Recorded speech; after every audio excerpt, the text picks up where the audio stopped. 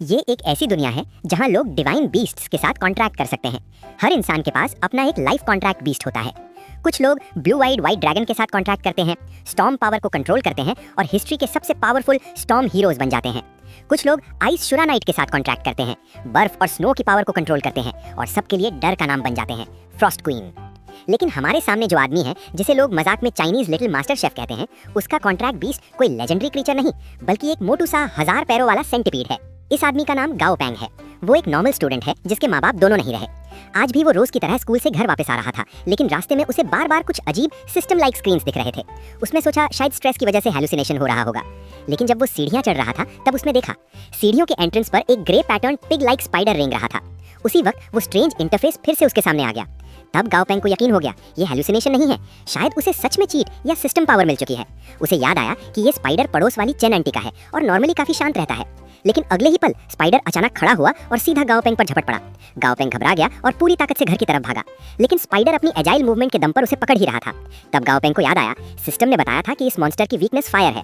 उसने तुरंत पॉकेट से लाइटर निकाला और पूरी ताकत से स्पाइडर पर आग फेंक दी, लेकिन फ्लेम बहुत छोटी थी, कोई खास इफेक्ट नहीं हुआ। अगले ही सेकंड ग्रे पैटर्न स्पाइडर फिर से उसकी तरफ दौड़ पड़ा। जब गाओ पैंग बस घर के दरवाजे तक पहुंचने ही वाला था, तब स्पाइडर ने अपने शार्प क्लॉज खोलकर जंप मार दी। उसी वक्त दरवाजा अचानक खुल गया, एक शैडो निकली। डाजी ने अपनी पूंछ घुमाई और एक ही हिट में स्पाइडर को कई मीटर दूर उड़ा दिया। फिर वो गाओ पैंग के पास खड़ा हो गया। डाजी के आते ही गाओ पैंग की प्रेजेंस और कॉन्फिडेंस कई गुना बढ़ गया। स्पाइडर डरकर तुरंत भाग गया। डाजी ने गाओ पैंग से कहा जल्दी जाके खाना बना, मैं भूख से मर रहा हूँ। गाओ पैंग ने हंस के डाजी का सर थपथपाया और बोला बस अभी तेरे लिए एक बढ़िया डिनर बनाता हूँ। किचन में जाकर गाओ पैंग ने चाकू उठाया और क्यंकुन सन मून स्लैश यूज करके मीट को लाइटनिंग स्पीड से काटा। फिर एक सोल टेस्ट स्लैश से गाजर को 4 टुकड़ों में बांट दिया। सिर्फ 0.9 सेकंड के अंदर एक स्पेशल न्यूट्रिशियस डिनर तैयार हो गया। डाजी ने बस एक बाइट ली और उसके चेहरे पर लाल रोशनी चमकने लगी। वो तुरंत बाउल पकड़ के भूखे शेर की तरह खाने लगा। उसी वक्त गाओ पैंग के सामने सिस्टम विंडो पॉपअप हो गया। जब वो डाजी के स्टैट्स चेक कर रहा था, तब उसने एक शॉकिंग बात नोटिस की। डाजी एलीट क्वालिटी जिंगरे पिंजित्सु में अपग्रेड हो सकता है। क्वालिटी डिसाइड करती है मॉन्स्टर का फ्यूचर और ग्रोथ लिमिट। क्वालिटी जितनी हाई, पोटेंशियल उतना ही ज्यादा। गाओ पैंग को एक और रियलाइजेशन हुई, अगर एलीट तक पहुंच सकता है तो आगे चलकर परफेक्ट क्वालिटी भी पॉसिबल है। उसने तुरंत डाजी के अपग्रेड रिक्वायरमेंट्स ओपन किए। Ginseng grass, stone pearl, lightning struck wood, lightning type gold और एक स्पेशल कोर।